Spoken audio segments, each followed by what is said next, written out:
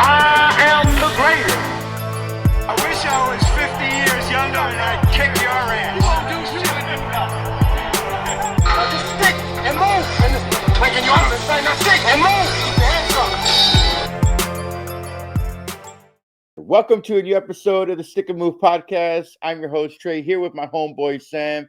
And today we're going to have a controversial subject. Is David Tua a Hall of Fame boxer? But before I give it off to Sam, I want to give a shout out to a couple of our followers online. They've been very committed to our channel, promoting our channel, giving comments. We appreciate the loyalty.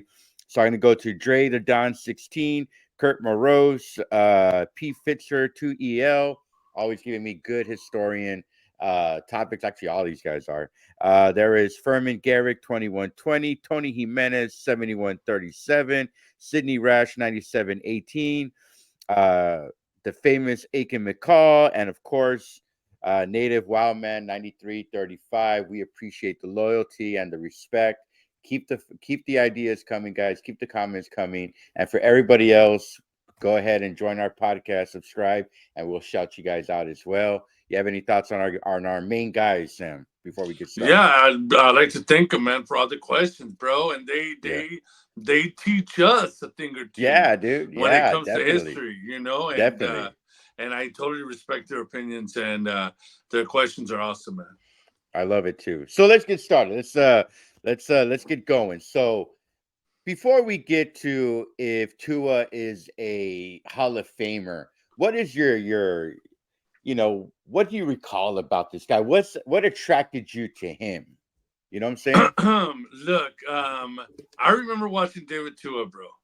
Out of nowhere, we get this bulldozer of a boxer, bro. Right. That gave a lot of fans, you know, what they wanted to see, a banger. You know, right. A guy that's gonna go out there and has knockout power. You know, has great stamina for a heavy guy like he does. Absolutely. And I mean, he was fighting titans, bro. He was a short guy. Mm-hmm. And I think the day, you know, that I caught my eye, at least where I was like, you know what, this guy is really, really good, is when he knocked out this fighter named Frez Oquendo. I know who you're talking about. Yeah, definitely. Dude, definitely, bro. That's solidified my opinion that this dude can bang, bro. Because Frez Oquendo was coming up, bro. He was becoming a threat. Yeah. And I mean, he just shut that out, bro. Right. I mean, of course, he had some great fights before that, but that was the moment where I said, "Man, this guy's for real, no matter what." You know, so yeah. I mean, how about you? When did you first see him? Well, I always remembered him, my man, as like that second tier level heavyweight. There was Evander Holyfield, there was Lennox Lewis, and then there was these other group of guys that were younger, that they're going to be the next guard, right? So it was David Tua, it was Shannon Briggs. You remember, of course, we all remember Shannon Briggs. The Klitschko's, of course, Rockman, Chris Bird with his crazy wife. There was always that second tier, and I think we're waiting for them to, I guess, take the baton from Lewis, take the baton from Evander Holyfield, and take the heavyweight level or the heavyweight class to the upper echelon, or to get as close to the 1990s golden era as much as possible. Because even though that these guys fought in the early 90s to late 90s to the mid 2000s, that was what we were waiting for. And Tua was definitely a part of that mix. Look, I still remember his first round knockout of what was his name, Darrell Wilson, if I'm not mistaken. I mean, dude, talk about a hellacious knockout, and that's who David Tua was. Yeah, he was like the Pacific Islander version of Mike Tyson, with those insane body hooks that he was a master at. By the way, probably pound for pound, some of the most painful body hook boxer that there ever was in David Tua. So that's my memory in him. So go ahead. Yeah, me was his size, bro.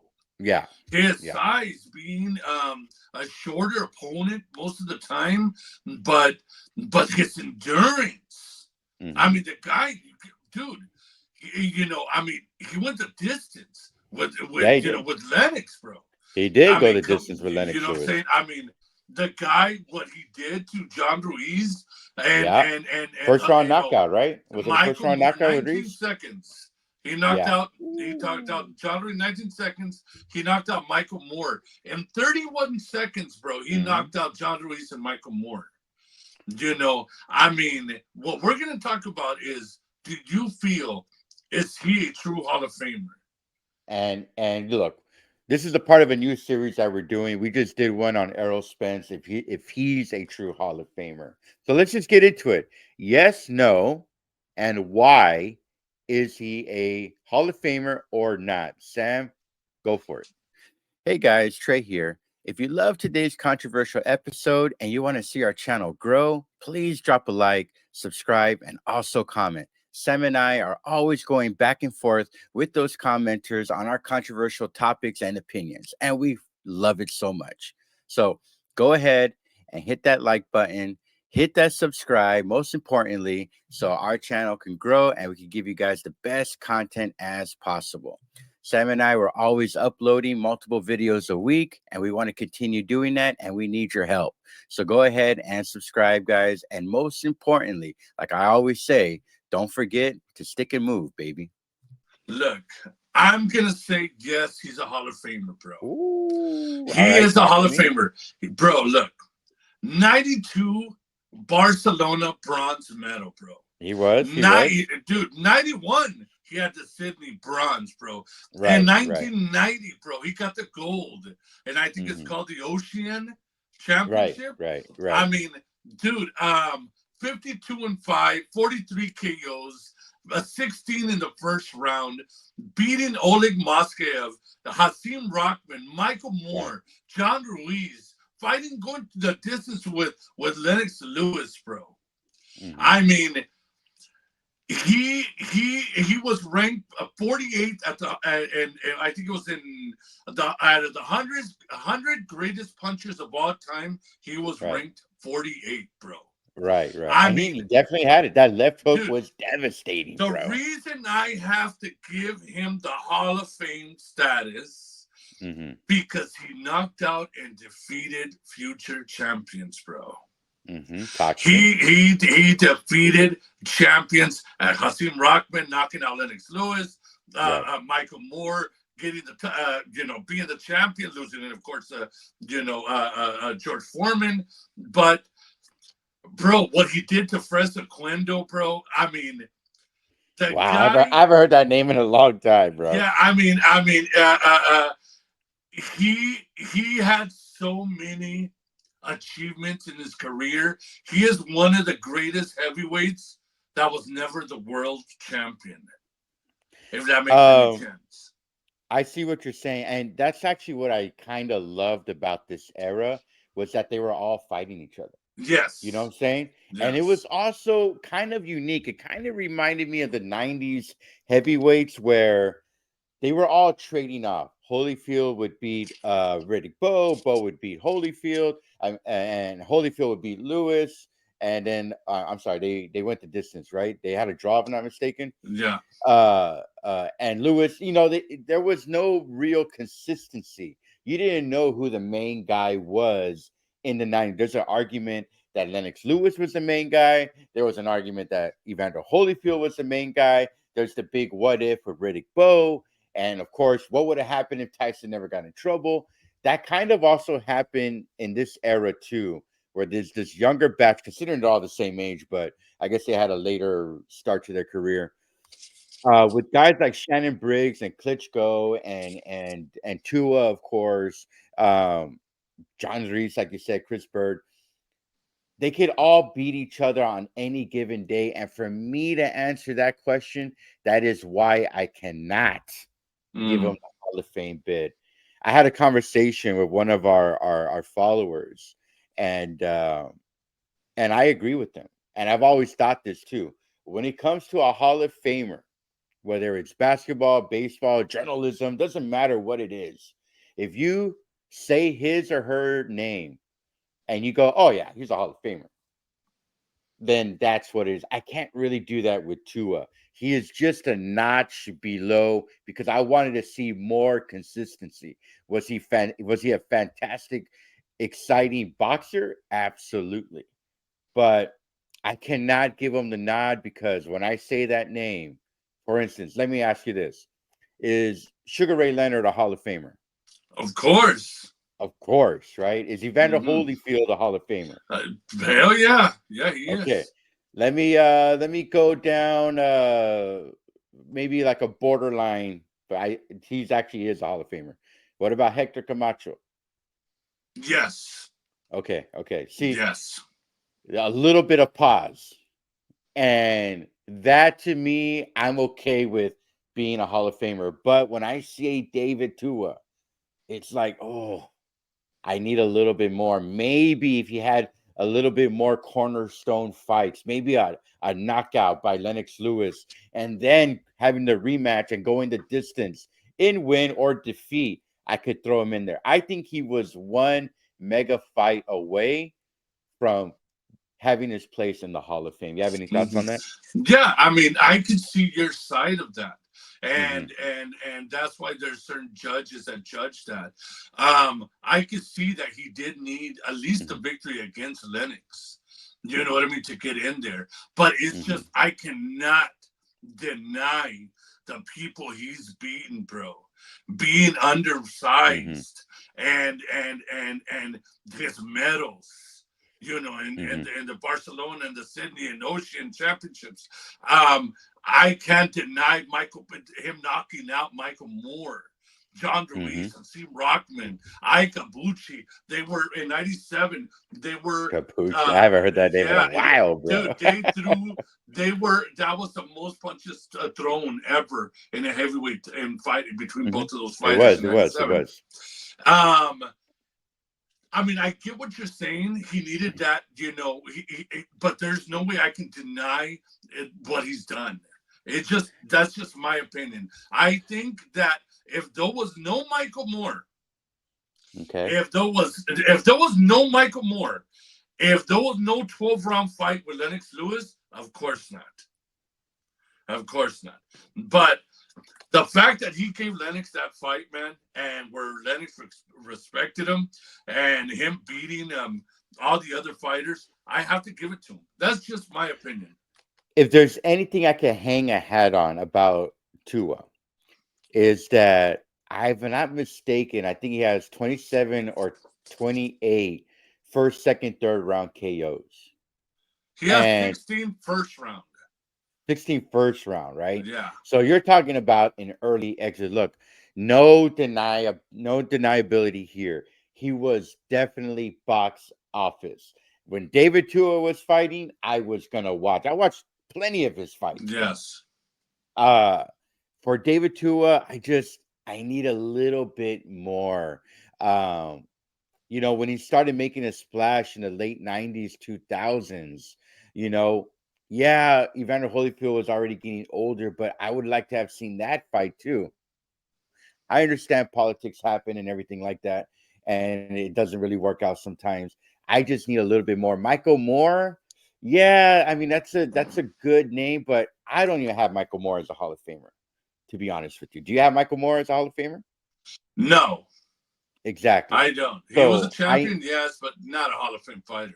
Yeah, and that's don't get me wrong. He was a great fighter. He was a great fighter, but not Hall of Fame. Yeah, and I just have David Tua in that second tier, the Shannon Briggs, and even with the Klitschko's. I mean, I have Klitschko in that top tier. I know that's a controversial statement, but to me, you know, he is a Hall of Famer. His brother, borderline Hall of Fame. He would have been more committed to boxing. I could see that. I don't know, man. I just needed a little bit more. Do you have any other thoughts about David Tua? Look, you know, compared to the one we did about Errol Spence, the reason I got David Tua as a notch higher against Errol Spence as being a Hall of Famer is because the opponents they fought. Errol Mm. Spence beat a broken down Kell Brook. Errol Uh, Spence beat a small little Mikey. Errol right. Spence, I mean, the reason I got David Tua over Errol Spence when it comes to Hall of Fame is that David Tua fought guys that became champions. That Hasim Rahman knocked out Lennox Lewis. John Ruiz. These guys, Mm-hmm. put up were better opponents in my book. And when it compared like resume to resume, David Tua's resume was a lot heavier than it was for Errol Spence, in my opinion. And And that's that's why what I have I'm to give Tua a little edge. and that's what I'm trying to say. Like there was just in that time, I kind of think we were looking for the next guy to take over. Chris Bird beats David Tua, and even though Tua did go the distance with Lennox Lewis, I just and then you bring up Reese, and to me, I never really ever bought into him. You know, the fact that he lost to Roy Jones. I'll be honest with you, I wasn't one of those guys that was one of the few times because I'm a huge believer that there is size for a reason. You know that Yeah. there's weight classes for reasons over skills versus bills, pays the bills. Sorry, I knew when Roy Jones fought uh Reese, I was like, nah, dude. To me, Reese never had that dog in him as a boxer. That's what's missing from him, and I knew that Roy Jones was gonna beat him. So going back to Tua, I just don't think, yeah, Reese was a notable name, but I just need something else. I need something else So, from him. so why do you think they gave him the Hall of Fame? Who? The commission gave David Tua the Hall of Fame fighter. He was a trailblazer, bro. He was a trailblazer in the fact that, you know, first of all, he was exciting. Always a sold out stadium. He did have his notable bouts with Lennox Lewis and knocking out Michael Moore in the first round, like you said earlier. I honestly think it was controversial statement, but I'll say it. I think he was a trailblazer for being the bridge to connect the boxing world to Pacific Islander fighters. Okay. We just saw with Parker how he did against Deontay Wilder. He Mm. is and don't get me wrong, Pacific Islanders have been boxing since as long as Americans have and Europeans have, of course, right? But he was kind of the face. He gave that promotion to that, and I think that warrants, in a sense, that it's okay to honor him. I don't know if giving him the Hall of Fame. I think the Hall of Fame is wrong for that. I'm not saying that David Tua was a trash boxer. I would never say that, of course not. But I think it was more of a I feel bad for this. More of a honorary Hall of Fame Yeah. thing. I think it was more of an ambassador kind of scenario for David Tua. So since you're okay with putting him in the Hall of Fame, and he's obviously in the Hall of Fame, do you feel the same way? Do you think it was more of an ambassadorship, or he is definitely a Hall of Famer? The guy was top 10 heavyweight. He was the top 10 heavyweight from 96 to 03. Mm-hmm. I get what you're saying, but I understand, that he could be a bridge to connect, but bro, I can't deny the medals. I can't deny the people he's knocked out. It's just we have to, agree to disagree. Okay. I just feel that after 52 wins, bro, Mm-hmm. 43 KOs. I loved watching him, man, and for they gave him the Hall of Fame, and I think he's proven that he was a great fighter, but he never got to be champion, and I can't deny his record and who he beat. So let's get to the elephant in the room, because I think if we don't bring this up, we're not doing our job as a podcasters. So let's just have the barbershop debate. David Tua prime David Tua, Yeah. chopping heads, that insane left hook, or Mike Tyson? Who's winning?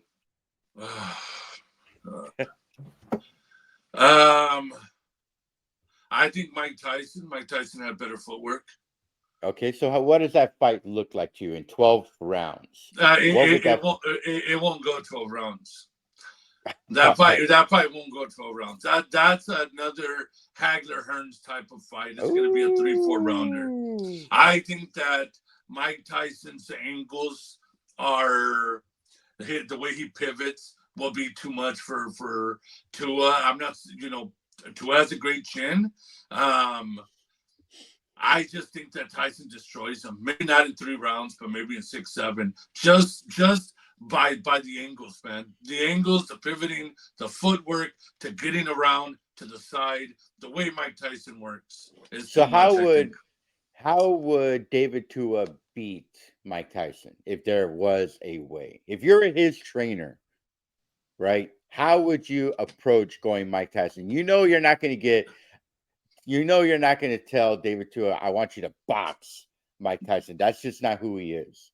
Okay. Yeah. So how would you think, what's the one way or multiple ways that David Tua can maybe squeak out a victory? Look, man, if we're talking prime versus prime, bro, it's impossible. I would tell him to try to go the distance, but when Mike was prime, Mike would go the distance. So there's just no way. I just don't see David Tua beating Mike Tyson. That's just my opinion. I'm thinking the same thing, and I'll say this too. And I think this is almost as impossible than to make David Tua a straight boxer. But I think my approach, if I was training David Tua against Mike Tyson, is to hold on, make the fight boring. We're all expecting a spectacular, like you said, Hagler Hearns kind of fight where they just throwing haymakers and hooks at each other and uppercuts at each other. I would say just hold on to him, just put your weight on top of him, and just get in a phone booth with him. I know that sounds crazy, get in a phone booth with Mike Tyson, but maybe because the thing that Mike Tyson struggled with, besides a true boxer, and of course size, you always struggle with the bigger dudes, was guys that were just heavier than him. When they would put their body on him and just, weigh him down, Tyson would get gassed out. And I would recommend David Tua to do such a thing. Everybody that's watching right now, I actually want to see in the comments, how would you strategize David Tua taking this fantasy match, this barbershop match against Mike Tyson? How would David Tua squeak out a victory? Because I'm with you. I think it would end within 3 to 4 rounds, but man, it would be action packed, in my opinion. I would say this, and this is a bold statement by me. I think is, I think that Tua knocks out everybody Mike Tyson knocked out. Okay, so you're saying they would have a similar career? Yeah, I think that if you would have gave a prime David Tua to Michael Spinks, that would have been over just the way Mike did it. Yeah, I'm gonna be honest, bro. You give David Tua versus Peter McNally and all these other guys. Tua would have killed those guys. And here's the other thing, bro. A little fun fact that I love about David Tua. He didn't go down until 2010, 18 years after his debut, when he was already done. I think he officially retired in 2012, 2013, if I'm not mistaken. Mm-hmm. So he was already in the twilight of his career the first time he actually hit the mat. Yeah. So I'm not really sure Tyson can actually hit him that clean to where a prime Tua will go down on the mat. I'm not really so sure about that. Just a little thought. You got any thoughts about him not going down? Yeah, look, put it this way, man. Tyson's been down.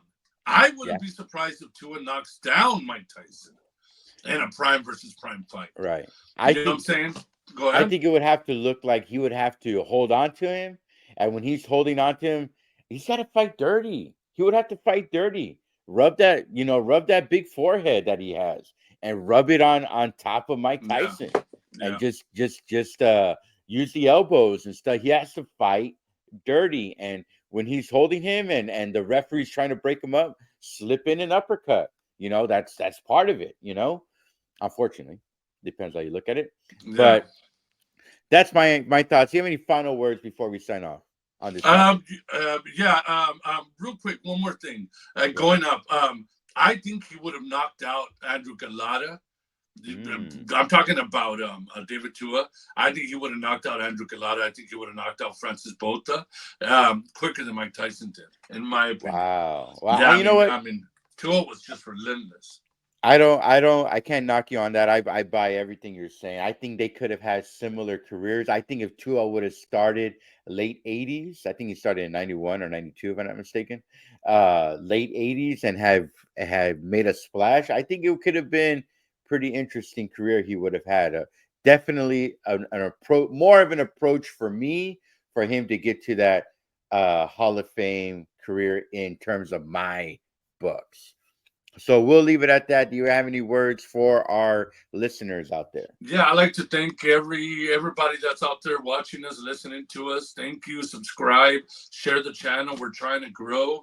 We're trying to get to a certain point so we can continue, having more shows and seeing the responses. And we'd like to hear anything y'all want to talk about in the comment section.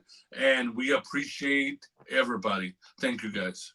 Yeah, we love everything, guys. Like I said, everybody I shouted out today, go ahead and subscribe. Leave a comment. We'll shout you out too. Sam and I, even though we made this an early promise, we're trying to get it to where we're going to go live more often and give live comments and shout outs to everybody who is a part of our podcast. We want to grow. If you get a message from me, guys, it's from the Stick and Move podcast. You give a message from Sam, it's Stick and Move Sam 75. And we'll go ahead every Monday and Wednesday, have a new episode. So until next week, guys, like I always like to say, don't forget to stick and move, baby. I am the greatest. I wish I was 50 years younger and I'd kick your ass. Just stick and move. And making you understand, now stick and move.